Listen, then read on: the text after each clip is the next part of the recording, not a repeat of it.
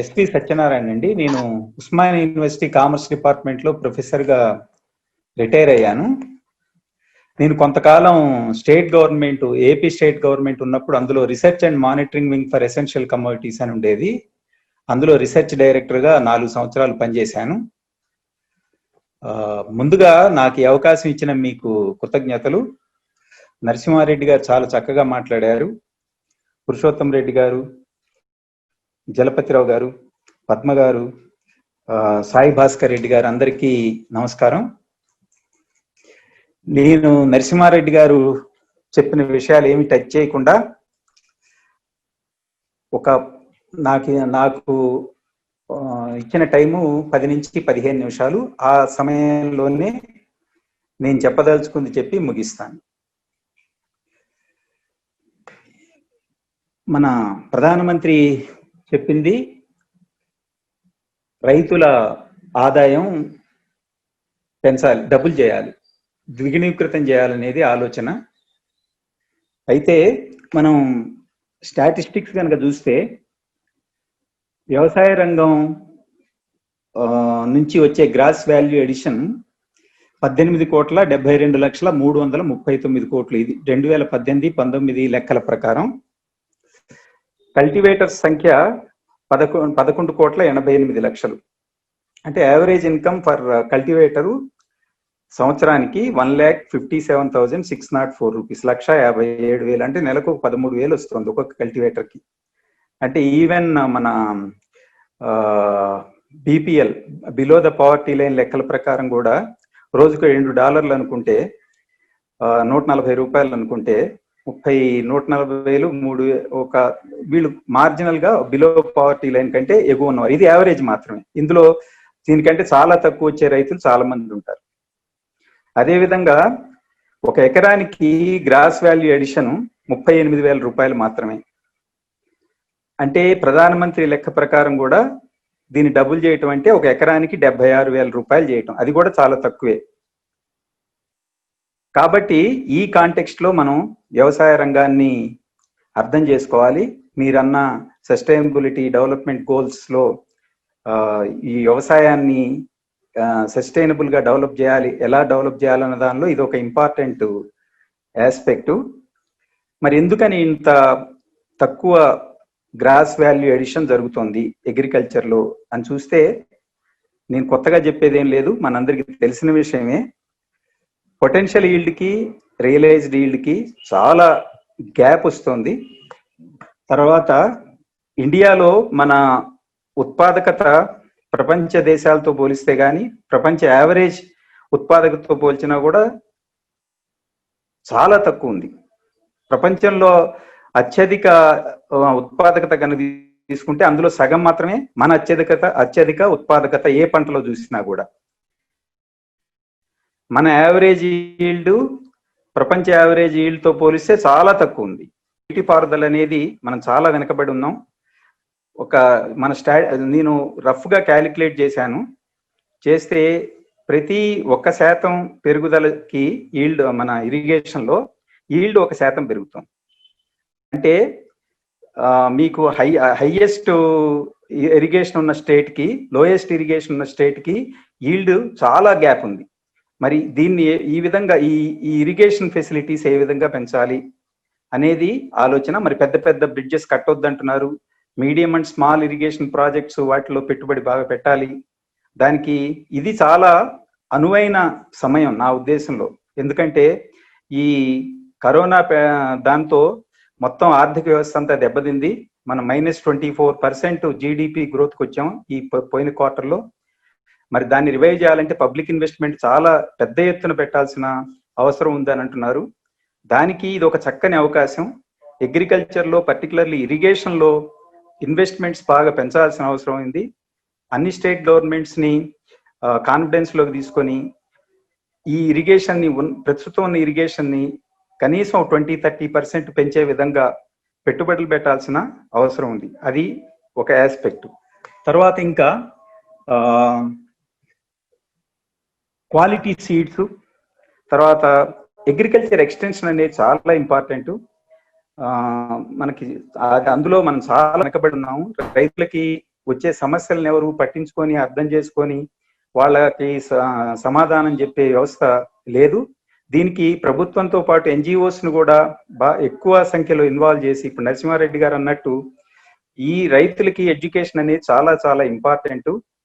దాన్ని ప్రమోట్ చేయడానికి కూడా చాలా ఇన్వెస్ట్మెంట్ చేయాల్సి ఉంటుంది. పర్టికులర్లీ మీలాంటి ఆర్గనైజేషన్స్ ముందుకొచ్చి రైతుల్ని బాగా ఎడ్యుకేట్ చేసి వాళ్ళకి అవసరమైన సాంకేతిక ఇతర సలహాలు అందజేసి, మార్కెటింగ్ ఇటువంటి సలహాలు అందజేసి వాళ్ళకి సహాయం చేయాల్సిన అవసరం ఉంది. తర్వాత మెకనైజేషను అనేది ఇంపార్టెంట్. ఎందుకంటే మీరు కనుక స్టాటిస్టిక్స్ తీసుకుంటే అవైలబిలిటీ ఆఫ్ లేబరు చాలా తగ్గుతుంది. అది ఒక విధంగా శుభసూచకమే. అంటే చాలా మంది అగ్రికల్చర్ వదిలి వేరే సెక్టార్స్ పోవటం అనేది శుభసూచకం. అగ్రికల్చర్ మీద డిపెండెన్స్ తగ్గటం అనేది చాలా శుభసూచకం. మరి దానికి ఆల్టర్నేటివ్ ఏమిటి అనేది ఆలోచించాలి. మెకనైజేషన్ కాకుండా ఇంకేదన్నా ఆల్టర్నేటివ్ ఉందా, మెకనైజేషనే ఆల్టర్నేటివా, దానికి మరి ఉన్న లేబర్ షార్టేజ్ని ఏ విధంగా అధిగమించాలనేది కూడా ఆలోచించాల్సిన అవసరం ఉంది. అన్నిటికంటే ముఖ్యమైన విషయం ధరలో ఎంత ధర వస్తుందనేది రైతుకి పండించే ముందే తెలియాలి. తెలియకపోతే ఆ పంట మీద ఆయన ఆ నిర్ణయం తీసుకోవటం కష్టం అవుతుంది. మార్కెట్కి తీసుకుపోతే తప్ప నాకు ఎంత ధర వస్తుందో తెలియని పరిస్థితి అనేది చాలా ఘోరమైన పరిస్థితి. దాని నుంచి రైతుని బయటికి రావాల్సిన అవసరం ఉంది. ఇప్పుడు వేరే ఉత్పత్తిదారుడికి తను తయారు చేసే వస్తువుకి ఎంత ధర వస్తుందో ముందే తెలిసినప్పుడు, రైతుకి తను తయారు చేసే వస్తువుకి ఎంత ధర వస్తుందో ముందే తెలియకపోవటం అనేది చాలా దారుణమైన విషయం. దీనికి ఏం చేయాలి మరి? రైతుకు ముందే ఏ విధంగా తనకి ఎంత ధర వస్తుంది, ఎంత ఆదాయం రాబోతుంది, ఏ పంట వేస్తే ఎంత ఆదాయం వస్తుంది అనేది ముందుగా తెలియజేసే వ్యవస్థని తయారు చేయాల్సిన అవసరం ఉంది. తర్వాత నరసింహారెడ్డి గారు చాలా చక్కగా చెప్పారు. క్రాప్ డైవర్సిఫికేషన్ అనేది చాలా ఇంపార్టెంట్. ఆహార భద్రతతో పాటు పౌష్టికాహార భద్రత కూడా అవసరం. చాలా మంది పిల్లలు పౌష్టికాహార లోపంతో చాలా ఇబ్బంది పడుతున్నారు, పెద్దలు కూడా. మరి మనం గనక చూస్తే ఫుడ్ గ్రెయిన్స్ కల్టివేషన్ 37% ఆఫ్ ఏరియాలో జరిగితే, న్యూట్రీ సీరియల్స్ అంటే అవి ఓన్లీ 16%, పల్సెస్ 15%, తర్వాత ఆయిల్ సీడ్స్ 13%. మరి ఇది మార్చాల్సిన అవసరం ఉంది. ఫుడ్ గ్రెయిన్స్ లో మనం సర్ప్లస్ కంట్రీగా ఎదిగాము. దాదాపు 300 మిలియన్ టన్నుల ఫుడ్ గ్రెయిన్స్ ప్రొడ్యూస్ అవుతున్నాయి కంట్రీలో. మీరు FCI ఇవన్నీ స్టాక్స్ అవసరమైన దానికంటే ఎక్కువ స్టాక్ చేసి గోడౌన్ కెపాసిటీ కూడా లేదు. ఇటువంటి పరిస్థితుల్లో ఫుడ్ గ్రెయిన్స్ నుంచి వేరే క్రాప్స్ కి రైతుల్ని ఏ విధంగా మళ్లించాలి అంటే, ఒక MSP ద్వారానే మనం మళ్లించగలం అంటే, మనం గనక క్యాలిక్యులేట్ చేస్తే కొన్ని పంటలకి దీనికి రైస్ కంటే వరి కంటే ఎక్కువ ఆదాయం వస్తున్నా కూడా ఆ పంటల్లో విస్తీర్ణం పెరగట్లేదు. వరి మీదే ఎక్కువ విస్తీర్ణం పెరుగుతుంది. దీనికి కారణం ఏంటి? ఓన్లీ ధరేనా, ఇంకా వేరే ఫ్యాక్టర్స్ ఏమైనా ఉన్నాయా అని కూడా ఆలోచించాల్సిన అవసరం ఉంది. కాబట్టి ఇది కూడా మారాలి. క్రాప్ డైవర్సిఫికేషన్ అనేది చాలా చాలా ఇంపార్టెంట్. దానికి ఏ విధమైన చర్యలు తీసుకోవాలనేది మనం అందరం ఆలోచించాల్సిన అవసరం ఉంది. తర్వాత పెట్టుబడి, వ్యవసాయంలో పెట్టుబడి కనుక చూస్తే గ్రాస్ క్యాపిటల్ ఫార్మేషన్ అగ్రికల్చర్ లో 3,06,749 కోట్లు ఇప్పుడు 2018-19లో. అది total gross capital formation in the కంట్రీలో గ్రాస్ క్యాపిటల్ ఫార్మేషన్ కనుక చూస్తే అందులో 6.5% మాత్రమే. అంటే ఇది చాలా పెంచాల్సిన అవసరం ఉంది. అందులో public investment in agriculture only 61,628 crores. అంటే టోటల్ ఇన్వెస్ట్మెంట్ లో అది 20% మాత్రమే. అంటే ఇంత పెద్ద దేశానికి, ఇంత పెద్ద ఫార్మర్స్ కి గవర్నమెంట్ క్యాపిటల్ ఫార్మేషన్ గా కాంట్రిబ్యూట్ చేస్తున్నది ఓన్లీ 61,628 కోట్లు మాత్రమే. దీనిని 3 వంతులు 4 వంతులు చేయాల్సిన అవసరం ఉంది. ఇది మొత్తం జీడిపిలో ఇప్పుడు ప్రతి సెక్టార్ కి ఇంత జీడిపిలో పెట్టుబడి పెట్టాలంటున్నారు. కానీ అగ్రికల్చర్ కి ఎంత పెట్టుబడి పెట్టాలి? జీడిపిలో అగ్రికల్చర్ పైన పెట్టుబడి పెట్టాల్సింది 3%, 4%, 2%, ఎంత శాతం అనేది ప్రభుత్వం ముందుకు రావాల్సిన అవసరం ఉంది. తర్వాత నెక్స్ట్ ఇది price support. Farmers price support కనుక చూస్తే చాలా స్కీమ్స్ పెట్టారు గవర్నమెంట్. ఆశా అని పబ్లిక్ ప్రొక్యూర్మెంట్ అన్నారు, పబ్లిక్ డిస్ట్రిబ్యూషన్ కోసం. తర్వాత ప్రైస్ డెఫిషియన్సీ పేమెంట్ అన్నారు. తర్వాత private procurement and stockist scheme అని పెట్టారు. కానీ 2017-18లో 1,500 కోట్లు, 18-19లో 1,400 కోట్లు ఎంతో అలాట్ చేశారు. కానీ అందులో 1 పైసా ఖర్చు కాలేదు. అంటే ఈ ప్రైస్ డెఫిషియన్సీ పేమెంట్ అనేది చాలా చాలా ఇంపార్టెంట్. అంటే ఫార్మర్ కి మార్కెట్ మన ఎంఎస్పి కంటే తక్కువ ధర వస్తుంది అంటే ఆ డిఫరెన్స్ డైరెక్ట్ గా వాళ్ళ అకౌంట్ లో పోయేటట్లుగా చేసే పరిస్థితి వస్తే నరసింహారెడ్డి గారు చేసిన అబ్జెక్షన్ అంటే ఫర్ మార్కెట్ యార్డ్స్ లో అయితేనే పబ్లిక్ ప్రొక్యూర్మెంట్ ద్వారానే ఫార్మర్ కి ఎంఎస్పి వస్తుందనేది దానికి ఆల్టర్నేటివ్ గా ప్రైస్ డెఫిషియన్సీ పేమెంట్ అనేది రావాల్సిన అవసరం ఉంది. అంటే ఏ పంటకైనా ఫార్మర్ కి ఎంఎస్పి కంటే ఎంత తక్కువ ధర వస్తే ఆ తక్కువ ధర ఎంత తక్కువ అయితే వచ్చిందో అది గవర్నమెంట్ డైరెక్ట్ గా ఇప్పుడు జన్ధన్ తో అన్ని అకౌంట్స్ లింక్ చేశారు కాబట్టి డైరెక్ట్ గా అది ఫార్మర్ ఖాతాలో పోయేటట్లుగా చేస్తే ఒక వారు లేవదీసిన ప్రశ్నకి ఒక సమాధానం దొరికినట్టుగా అవుతుంది. తర్వాత గోడౌన్ కెపాసిటీ కూడా చాలా ఇంపార్టెంట్. రైతులకి వాళ్ళ పంటని అప్పుడు అమ్ముకోదలుచుకోకుండా ఎక్కువ ధర వచ్చినప్పుడు అమ్ముకోవాలనుకున్నప్పుడు స్టోరేజ్ కెపాసిటీ అనేది ఉండాలి. ఇప్పుడు దేశం మొత్తం మీద చూస్తే storage capacity only 163 million tons.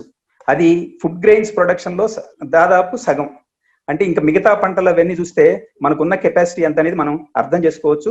ఇక్కడ కూడా పబ్లిక్ ఇన్వెస్ట్మెంట్ చాలా రావాల్సి ఉంది. పబ్లిక్ ప్రైవేట్ పార్ట్నర్షిప్ తో గోడౌన్స్ ని బాగా డెవలప్ చేయాలి. ఫర్ ఎగ్జాంపుల్ ఒక సజెషన్ ఇక్కడ చాలా railway land, public sector organisations land ఇదంతా చాలా ఖాళీ ఉంది. వీటిని సద్వినియోగం చేసి రైతులకు అవసరమైన గోడౌన్స్ ఇవి పబ్లిక్ ప్రైవేట్ పార్ట్నర్షిప్ తో చేస్తే రైతులకి వాళ్ళ ఎప్పుడు అమ్ముకోవాలి అంటే టైమింగ్ కూడా వాళ్ళ చేతిలో ఉంటుంది. ఎంత కమ్మాలో కాకుండా ఎప్పుడు అమ్ముకోవాలి, ఏ రేటుకి అమ్ముకోవాలనే డెసిషన్ ఫార్మర్ తీసుకోవటానికి గోడౌన్ కెపాసిటీ పెంచడం అనేది చాలా అవసరం. తర్వాత డైరెక్ట్ ఇన్కమ్ సపోర్ట్ అనేది ఒక మంచి ఆలోచన. తెలంగాణ గవర్నమెంట్ ఇస్తున్నట్టు రైతు బంధు స్కీమ్ కింద ప్రతి రైతుకి 10,000 రూపాయలు ఎకరానికి ఇస్తున్నట్టు మిగతా స్టేట్స్ లో కూడా కంట్రీ మొత్తం మీద కూడా కొంచెం వాళ్ళ డైరెక్ట్ సపోర్ట్ అనేది ఫార్మర్ కి చాలా అవసరం. ఇందాకే మనం చూసాం వాళ్ళకి వచ్చే ఇన్కమ్ ఎకరానికి 38,000 రూపీస్ మాత్రమే. ఇది చాలా తక్కువ, దీన్ని పెంచాల్సిన అవసరం. తర్వాత ఇంకొక ఇంపార్టెంట్ ఆస్పెక్ట్ ఏంటంటే నరసింహారెడ్డి గారు చెప్పారు చాలా క్రాప్స్ మాయమైపోతున్నాయి. దీనికి నా ఉద్దేశంలో ఒక కారణం రిస్క్. ఒక్కొక్క క్రాప్ కి ఒక్కొక్క రకమైన రిస్క్ ఉంటుంది. ఆ రిస్క్ కి రిటర్న్ కి సంబంధం గనక పాజిటివ్ లేకపోతే ఫార్మరు ఆ పంటని వదిలేస్తాడు. అంటే ఫార్మర్ తీసుకుంటున్న ఒక యూనిట్ రిస్క్ కి అతని ఆదాయం వివిధ పంటల్లో ఎంత వస్తుందనేది మనం క్యాలిక్యులేట్ చేయాల్సిన అవసరం ఉంది. దాన్ని బట్టి కూడా ఎంఎస్పి నిర్ధారిస్తే చాలా బాగుంటుంది. ఇంకొకటి ఫార్మర్ ప్రొడ్యూసర్ ఆర్గనైజేషన్స్. ఇప్పుడు ఇవి కేంద్ర ప్రభుత్వం కూడా చెబుతుంది, కానీ వాటిల్లో రాజకీయ జోక్యం లేకుండా ఫార్మర్ ప్రొడ్యూసర్ ఆర్గనైజేషన్స్ నడిస్తే ఫార్మర్స్ కి చాలా ఉపయోగం ఉంటుంది. దాన్ని కూడా మనం ఆలోచించాలి. తర్వాత సప్లై చైన్స్, గ్రేడింగ్ ఫెసిలిటీస్, అన్ని ప్రభుత్వ పథకాల మీద ఎంఎస్పి మీద వీటన్నిటి మీద ఫార్మర్ కి అవగాహన, అవేర్నెస్, తర్వాత బ్రాండ్ బిల్డింగ్ ఇది చాలా ఇంపార్టెంట్.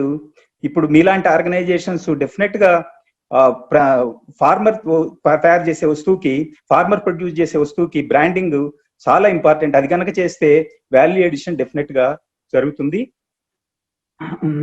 తర్వాత ఇంకొకటి కొన్ని పంటలకి ఫర్ ఎగ్జాంపుల్ మనం మెయిజ్ గనక మొక్కజొన్న గనక తీసుకుంటే యుఎస్ లో మొక్కజొన్న ఎథనాల్ తయారు చేయడానికి ఉపయోగిస్తున్నారు. చాలా ఒక 70-80% ఆఫ్ మెయిజ్ వాళ్ళు ఎథనాల్ తయారు చేయడానికి ఉపయోగిస్తున్నారు. మన దేశంలో కూడా ఆల్టర్నేటివ్ గా వరికి గోధుమకి ఆల్టర్నేటివ్ గా ఎందుకంటే ఈ భూగర్భ జలాల సంరక్షణ కోసం మెయిజ్ ని ప్రోత్సహించి దాన్ని ఎథనాల్ గా తయారు చేస్తే చాలా బాగుంటుంది అనేది ఒక సజెషన్ చాలా మంది ఇదివరకు కూడా చెప్పారు. దాన్ని కూడా మనం పరిశీలించవచ్చు. తర్వాత లింకేజ్, ఫార్మర్ ని కన్జ్యూమర్ ని లింకేజెస్ కి ఒక 2 ఎగ్జాంపుల్స్ నా దృష్టిలో ఉన్నాయి. వాటికి సెల్ఫ్ హెల్ప్ గ్రూప్స్ ని ఏ విధంగా ఉపయోగించవచ్చు అనేది. ఫర్ ఎగ్జాంపుల్ ఇప్పుడు ఈ న్యూ ఎడ్యుకేషన్ పాలసీలో అంగన్వాడీస్కి చాలా ప్రాధాన్యత పెరుగుతోంది. పర్టికులర్లీ 3 నుంచి 6 సంవత్సరాల పిల్లలకి అందరికీ ఈ ఎర్లీ చైల్డ్హుడ్ ఎడ్యుకేషన్ ప్రోత్సహించాలని చెప్తున్నారు. ఆ కాంటెక్స్ట్ లో ఈ Nutri serials processing, preparation of food, తర్వాత ఈ లోకల్ అంగన్వాడీస్ కి ఉపయోగించి ఫార్మర్స్ ని, ఈ అంగన్వాడీస్ ని సెల్ఫ్ హెల్ప్ గ్రూప్స్ ద్వారా కలిపితే కొంత న్యూట్రీ సీరియల్స్ పండించడానికి ప్రోత్సాహం ఇవ్వచ్చు. ఇంకొకటి గ్లడ్ సిచ్యువేషన్స్ లో కూడా, ఫర్ ఎగ్జాంపుల్ టమాటోలు ఒక్కొక్కసారి కిలో 50 పైసలకు అమ్ముతారు, ఒక్కొక్కసారి కిలో 50 రూపాయలు అవుతుంది. ఇటువంటి గ్లడ్ సిచ్యువేషన్స్ వచ్చినప్పుడు, ధర బాగా తగ్గిపోయినప్పుడు వాటిని ప్రాసెస్ చేసి కన్జ్యూమర్కి అందజేయడానికి ఈ సెల్ఫ్ హెల్ప్ గ్రూప్స్ ని ఉపయోగించుకోవచ్చు. ఇటువంటి సిచ్యువేషన్స్ లో సెల్ఫ్ హెల్ప్ గ్రూప్స్ ని, ఫార్మర్స్ ని, కన్జ్యూమర్స్ ని లింక్ చేసే వ్యవస్థని ఏర్పాటు చేస్తే కొంత రైతుకి మేలు జరుగుతుంది. తర్వాత ఈ 3 బిల్లులు, కొత్తగా వచ్చిన 3 బిల్లుల గురించి నరసింహారెడ్డి గారు చెప్పారు. వాటి గురించి నేను ఎక్కువగా మాట్లాడదలుచుకోలేదు. సో నాకు ఇచ్చిన సమయంలో నేను చెప్పదలుచుకున్న విషయాలు చెప్పాలని ప్రయత్నం చేశాను. Thank you very much.